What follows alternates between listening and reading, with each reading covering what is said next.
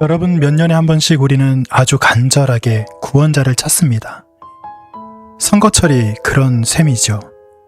그런데 오늘 잘린 나무 구루터기에서 새싹이 돋아나는 그런 이야기를 함께 듣고자 합니다.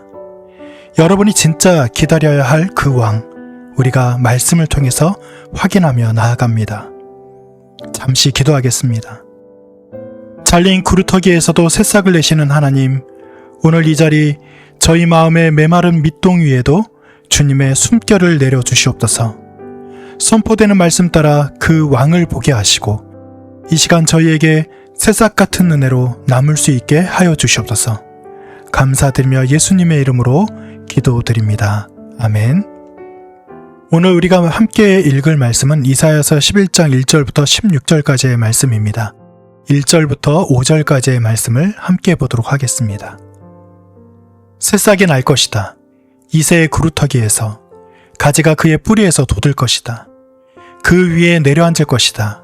여호와의 영이 지혜와 깨달음의 영, 책략과 능력의 영, 지식과 여호와를 두려워하는 영이다. 그는 숨을 쉴 것이다. 여호와를 두려워하면서 자기 눈에 보이는 대로 판가름하지 않고 자기 귀에 들리는 대로 판정하지 않을 것이다. 그는 힘없는 사람들을 공의롭게 판가름하고 세상의 불쌍한 사람들을 위해 올곧게 판정할 것이다. 자기 입의 막대기로 세상을 치고 자기 입술의 숨으로 악인을 죽일 것이다. 공의가 그의 허리띠가 되고 믿음직스러움이 그 몸의 띠가 될 것이다. 아멘. 여러분, 우리나라 사람들은 몇 년에 한 번씩 아주 진지하게 구원자를 찾습니다. 언제냐고요? 바로 선거철입니다. 이번에는 다를 거야. 이 사람이라면 뭔가 바꿔줄 거야. 그렇게 기대를 걸었다가 몇 년 뒤에 또 실망하고 또 다른 사람을 찾습니다. 이런 일이 반복되는 것이죠. 왜 그럴까요? 우리 마음 깊은 곳에 누군가 이 어그러진 세상을 바로잡아줬으면 좋겠다라는 갈망이 있기 때문입니다. 올해 초 한국 리서치가 발표한 조사를 보면 우리 국민 10명 중 8명 이상 우리 사회의 세대 갈등이 심하다고 대답을 했습니다. 10명 중에 7명은 그 갈등을 직접 겪고 있다고 이야기했습니다.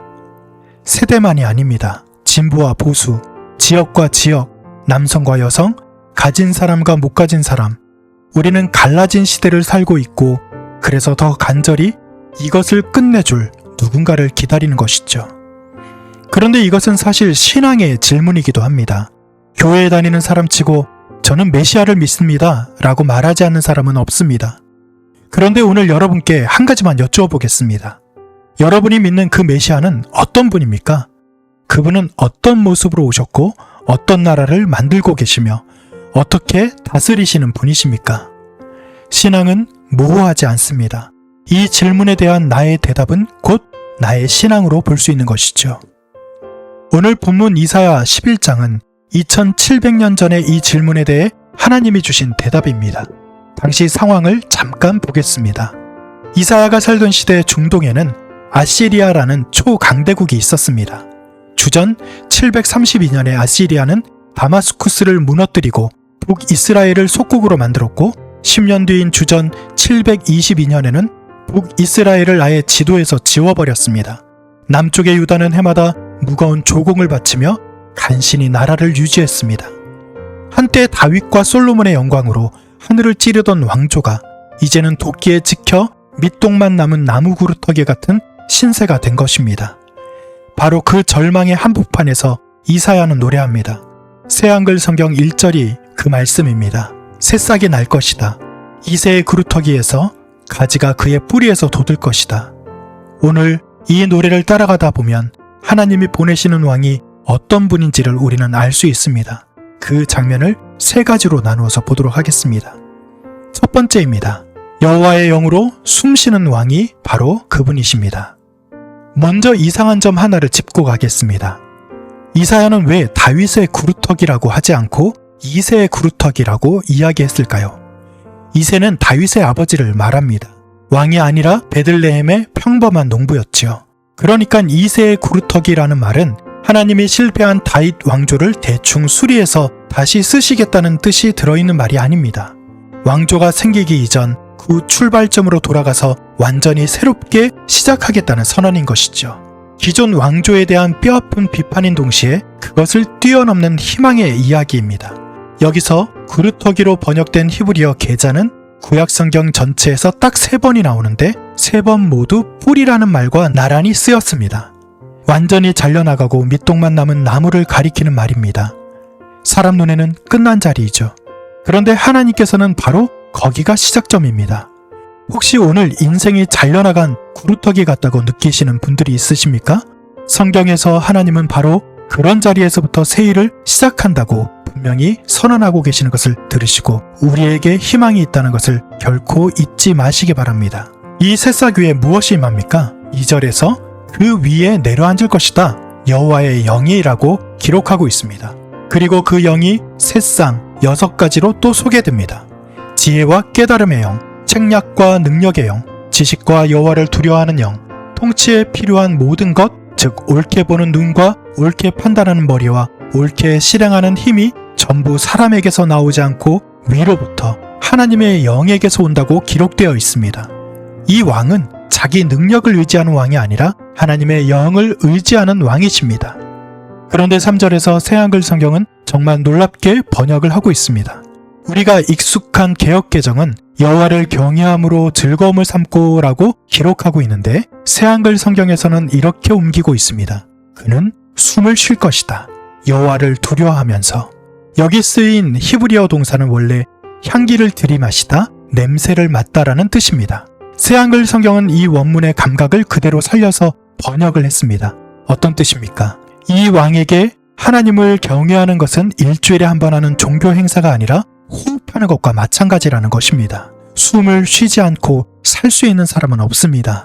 그러나 이 왕은 숨 쉬듯 하나님을 의식하고 하나님의 향기를 들이마시며 사는 왕입니다. 우리 신앙은 어떻습니까? 주일 2시간짜리 행사입니까? 아니면 매일의 호흡입니까? 그 호흡의 결과가 통치 방식으로 나타납니다. 자기 눈에 보이는 대로 판가름하지 않고 자기 귀에 들리는 대로 판정하지 않을 것이다. 외모로 스펙으로 여론과 소문으로 판단하지 않는다는 말씀입니다. 대신 4절에 보면 힘없는 사람들을 공의롭게 판가름하고 세상에 불쌍한 사람들을 위해 올곧게 판정할 것이다 라고 기록하고 있습니다. 오늘 우리 사회가 그토록 목말라 하는 단어가 바로 공정입니다. 재판이 힘 있는 사람 편이라고 느낄 때, 성실하게 사는 사람이 바보가 되는 것 같을 때 우리는 분노합니다. 이사야가 보여주는 왕은 정확히 그 지점을 만지시는 분이십니다. 힘없는 사람이 억울하지 않는 나라, 그것이 이 왕이 지향하는 나라입니다. 4절 뒷부분에는 재미있는 언어 유희가 숨어 있습니다. 자기 입에 막대기로 세상을 치고, 이 히브리어로 막대기는 쉐베트인데 심판하다라는 말은 샤베트로 소리가 비슷하게 언급됩니다. 그러니까 이 왕의 무기는 칼도 군대도 아니고 입에서 나오는 말씀이라는 것이죠. 말씀과 영으로 다스리는 왕을 의미합니다. 그리고 5절, 이 왕의 옷차림이 나옵니다. 공의가 그의 허리띠가 되고 믿음직스러움이 그 몸의 띠가 될 것이다 라고 기록하고 있습니다. 그것을 개역개정에서는 성실이라고 옮긴 그 히브리어 에무나를 새한글 성경은 믿음직스러움이라고 옮겼습니다. 약속한 것을 반드시 지키는 신실함을 의미하는 것이죠. 공약이 빈 약속, 공약이 되는 것이 익숙해진 우리에게 말한 대로 반드시 이루어진다는 진짜 공약을 지키시는 왕이 있다는 것, 이것이 바로 첫 번째 우리에게 주신 하나님의 복음일 것입니다. 둘째는 사자가 풀을 뜯는 나라를 만드시는 왕입니다. 그러면 이 왕이 다스리는 세상의 모습은 어떤 모습일까요? 6절에는 다음과 같이 기록이 되어 있습니다. 그때 늑대가 어린 양과 함께 머물고 표범이 어린 염소와 함께 누울 것이다. 송아지와 어린 사자와 통통한 짐승들이 다 함께 있고 작은 아이가 그것들을 끌고 다닐 것이다. 우리는 이 말씀을 통해서 아름다운 상상을 해볼 수 있습니다. 늑대와 어린 양, 표범과 염소, 한쪽이 다른 쪽을 잡아먹어야만 사는 그런 관계, 우리가 먹이사슬이라고 부르는 그 구조가 통째로 해체되는 것입니다. 그리고 더 놀라운 장면이 있습니다. 그 맹수들을 끌고 다니는 것은 작은 아이입니다. 고대 세계에서는 어린아이는 아무 힘도 없는, 그리고 권리도 없는 가장 약한 존재였습니다. 그런데 이 나라에서는 가장 약한 자가 인도자가 됩니다. 힘센 자가 지배하는 논리가 끝나는 것입니다. 8절에서는 젖먹이가 살무사 구멍 위에서 놀아도 물리지 않는다라고 기록하고 있습니다. 독사는 창세기 3장의 뱀을 떠올리게 하지요. 에덴에서 시작된 저주가 이제 풀린다는 신호입니다. 그러니까 이 그림은 단순히 사이좋은 동물원 풍경이 아니라 창세기 1, 2장의 창조 질서가 회복되는 새 창조의 그림이라는 것을 우리는 인식할 수 있습니다. 그 이유가 9절에 나옵니다. 그 누구도 남을 해코지하지 않고 망가뜨리지도 않을 것이다. 나의 거룩한 산 어디에서든 땅이 여호와를 아는 것으로 가득할 것이기 때문이다. 물이 바다를 덮는 것처럼. 그런데 이상하지 않습니까? 바다는 이미 물로 가득한데 물이 바다를 덮는다니요. 여기서 덮다라는 히브리어 카사는 노아 홍수 때 물이 온 산을 덮었다라고 할 때 쓰인 바로 그 단어를 의미합니다. 홍수 때는 심판의 물이 온 세상을 덮었는데 이제는 여호와를 아는 지식이 그렇게 철철 넘치도록 세상을 덮는다라는 뜻이 들어있는 그런 성경 말씀을 우리에게 허락한 것입니다. 심판의 그 물이 구원의 물로 덮여졌다는 것입니다. 역사 속에 이 갈망을 보여주는 유명한 장면이 하나 있습니다. 1914년 제1차 세계대전이 한창이던 크리스마스 이브 서부전선의 참호에서 놀라운 일이 벌어졌습니다. 독일군 참호에서 고요한 밤 거룩한 밤이 들려오기 시작합니다. 맞은편 영국군이 화답했고 다음날 크리스마스 날 양쪽 병사들이 총을 내려놓고 참호 밖으로 나와서 악수하고 초콜릿을 나누고 함께 축구까지 했습니다. 그 유명한 바로 이 장면이 크리스마스의 정전이라고 하는 장면입니다. 인류가 얼마나 평화를 갈망하는지 보여주는 감동적인 장면이지요. 그런데 그 평화가 며칠이나 갔습니까? 곧 다시 서로에게 총을 겨눴고 전쟁은 4년을 더 끌며 수백만 명의 목숨을 삼키는 그런 전쟁으로 비화되었습니다. 인간의 선의만으로 하루짜리 평화밖에 만들지 못한 것이죠. 진짜 샬롬은 사람이 착해져서 오는 것이 아니라 왕이 바뀌어야 오는 것입니다. 땅이 여호와를 아는 것으로 가득해질 때에만 오는 것, 그것이 진정한 평화일 것입니다. 여러분, 우리는 무한 경쟁의 사회, 심지어 약육 강식의 사회라는 말을 아무렇지도 않게 쓰는 시대를 살아가고 있습니다. 잡아먹지 않으면 잡아먹힌다고도 우리는 배우고 있습니다. 그런 세상 한복판에서 교회는 어떤 존재여야 합니까? 해코지도 없고 망가뜨림도 없는 저 거룩한 산의 모델하우스가 되어야 하는 것은 아닐까요? 늑대 같던 사람과 어린 양 같은 사람이 한 식탁에 앉는 곳, 세상의 교회를 보고 아 진짜 저런 나라가 정말 가능하구나 하는 그런 것을 맛볼 수 있는 곳이 바로 교회가 되어야 한다는 것입니다. 세 번째, 온 세상의 깃발이 되시는 왕으로서 주님은 오신다는 것입니다. 10절을 보십시오. 그날에 이새의 뿌리가 있어서 백성들의 깃발로 우뚝 서 있고 그에게로 민족들이 찾아올 것입니다. 깃발은 전쟁터에서 흩어진 군사들을 보고 모여들게 하는 집결 신호입니다. 그런데 여기서 깃발은 손조각이 아니라 한 인물, 이새의 뿌리에서 난 그 왕으로 표현되고 있습니다. 이 왕은 이스라엘의 왕으로만 머물지 않습니다. 민족들이, 열방이 그 깃발을 보고 모여듭니다. 요다 총구석에서 시작된 이야기가 온 세상의 이야기로 확장되는 순간인 것이죠. 11절에서 성경은 또 하나 인상적인 단어를 골라서 우리에게 보여줍니다. 주님이 남은 백성을 사들이실 것입니다. 라고 기록되어 있습니다. 개역개정에서는 얻으실 것이라고 기록했는데 히브리어로 카나라는 이 단어는 값을 치르고 산다는 뜻이 되기 때문에 구원은 공짜로 줍는 것이 아니라 누군가가 값을 치르는 일이라는 것으로서 주님이 사들인다라는 표현이 더 정확한 표현입니다. 훗날 그 왕이 어떤 값을 치르고 자기 백성을 사시는지 우리는 십자가에서 볼 수 있게 된 것이죠. 13절은 더 놀랍습니다. 에브라임의 질투가 그치고 에브라임은 유다를 질투하지 않고 유다는 에브라임을 괴롭히지 않을 것입니다. 에브라임과 유다, 그 북이스라엘과 남유다는 원래 한민족이었습니다. 그런데 나라가 둘로 갈라진 뒤 200년 동안 서로 질투하고 괴롭히고 심지어 전쟁까지 했습니다. 남의 이야기 같지 않지요. 같은 민족이 갈라져 반목하는 아픔을 우리만큼 아는 민족도 드뭅니다. 그리고 꼭 남북 문제만이 아닙니다. 지역으로, 세대로, 진영으로, 이제는 심지어 젠더로 갈기갈기 찢겨진 오늘의 대한민국, 심지어 교회 안에서까지 들어온 편가르기를 여러분 생각해 보시기 바랍니다. 이사야는 말합니다. 왕이 오시면 그분 앞에서 먼저 하나님의 백성이 하나가 된다고 말입니다. 형제를 향한 질투와 괴롭힘이 그친다고 성경은 분명히 선언하고 있습니다. 왕을 함께 바라볼 때에야 우리는 서로를 향한 미움을 그때서야 내려놓을 수 있게 되는 것을 잊지 마시기 바랍니다. 그리고 15절과 16절, 하나님은 이집트 바다를 쪼개시고 유프라데스 강을 7갈래로 나누셔서 남은 백성이 샌들을 심고 건너올 큰 길을 내신다라고 기록하고 있습니다. 홍해를 가르셨던 출애굽의 하나님이 제2의 출애굽을 일으키신다는 약속인 것이죠. 과거에 행하신 구원이 미래에 행하실 구원의 보증이 되는 것입니다. 그러면 이 노래의 주인공은 결국 누구입니까? 신약 성경에서는 대답합니다. 요단강에서 예수님이 세례를 받으실 때 성령이 비둘기같이 내려와서 그 위에 머물렀다고 요한복음 1장에서는 말하고 있습니다. 그 위에 내려앉을 것이다. 여호와의 영이라는 이사야 11장 2절이 그대로 이루어진 장면입니다. 사도 바울은 로마서 15장에서 이사야 11장 10절을 인용하면서 이새의 뿌리 곧 열방을 다스리기 위하여 일어나시는 이가 있으리니 열방이 그에게 소망을 두리라 라고 선언했습니다. 요한계시록 22장에서는 부활하신 예수님은 친히 말씀하시는 것으로 나타납니다. 나는 다윗의 뿌리요 자손이니. 그렇습니다. 잘린 그루터기가 난 새싹, 그 왕은 바로 나사렛 예수 그리스도 당신을 의미하는 것입니다. 그리고 지금도 복음이 땅끝으로 퍼져나가며 모든 민족 가운데서 사람들이 이 깃발 아래 모여들고 있습니다.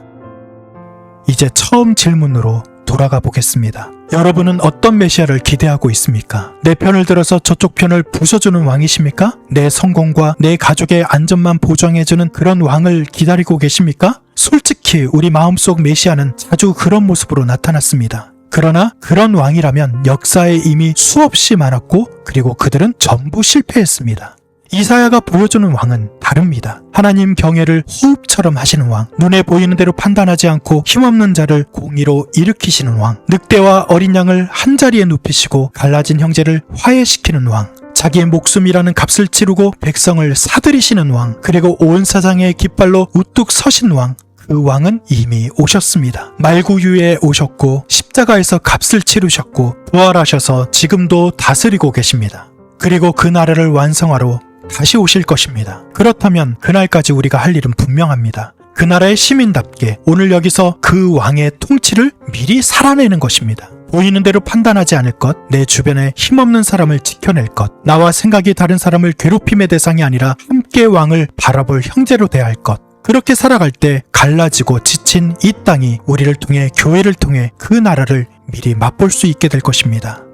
사랑하는 성도 여러분, 이 왕을 바라보시기 바랍니다. 세상은 여전히 갈라져 있고 우리 인생에도 도끼 자국처럼 우리를 찍고 있습니다. 그러나 하나님은 끝난 자리에서 시작하시는 분이십니다. 잘린 구루터기에서 새싹이 돋습니다. 갈라진 이 땅에도 새싹은 돋아날 것입니다. 이것은 우리의 각오가 아니라 하나님의 약속입니다. 여호와의 열심히 반드시 이 일을 이루어 가실 것을 여러분 믿으시기를 간절히 바랍니다. 주님 앞에 그렇게 나아가서 하나님께서 이루실 그 평화의 나라를 우리가 이루는데 앞장서 함께 이루기를 소원하면서 주님 앞에 이 시간 기도하며 나아가겠습니다. 사랑하는 성도 여러분, 잘린 구루터기 같은 인생에서도 그 갈라진 이 땅에서도 새싹은 돋아납니다. 오늘 성경에서 말하는 왕을 바라보시기 바랍니다. 그리고 그 왕을 바라보면서 우리에게 절망이 아니라 희망을 갖고 살아가는 귀한 은혜가 있기를 간절히 바랍니다. 이제 축복의 기도로 예배를 마치겠습니다. 지금은 우리 주 예수 그리스도의 은혜와 하나님의 그 극진하신 사랑하심과 성령의 교통 인도하심이 이제로부터 영원까지 희망 없는 세상에서 희망으로 나아가기를 소원하는 모든 성도들 머리 위에, 그리고 교회와 가정 위에, 절망적인 이 땅 위에 하나님께서 영원히 함께 하시기를 간절히 축원드리옵나이다.